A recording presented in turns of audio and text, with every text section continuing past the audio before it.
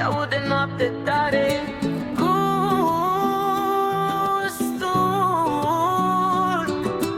Gustul muntenilor.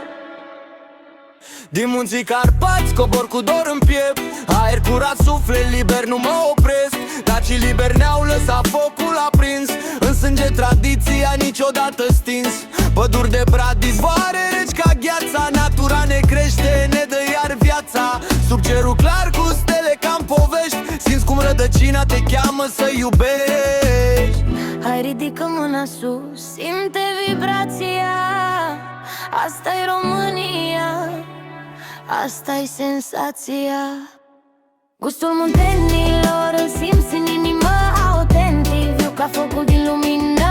La noi în sat sau la pizzeria noastră, viața e mai bună, lumea e mai albastră. Gustul muntenilor, vibe de libertate, din Carpați vine direct din cetate.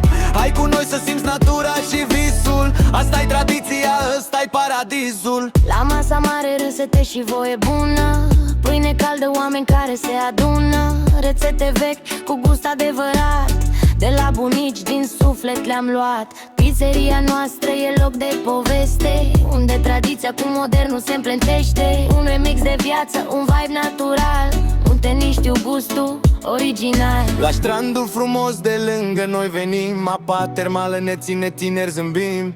Soare pe piele, muzica dă tare, vara la Munteni e sărbătoare mare. Liniște și pace, timpul stă pe loc, copiii se joacă râzând lângă noi în joc. Sub cerul senin fără griji sau nevoi, asta e viața simplă aici lângă noi.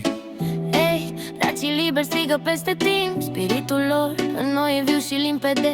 Munții ne cheamă, noi răspundem iar, cu suflet românesc și vis milenar. Gustul muntenilor îl simți în inimă, autentic, viu ca focul din lumină. La noi în sat sau la pizzeria noastră, viața e mai bună, lumea e mai albastră.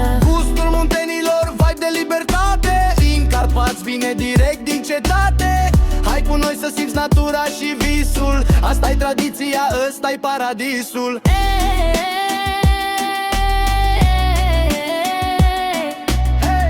Apă munții, linii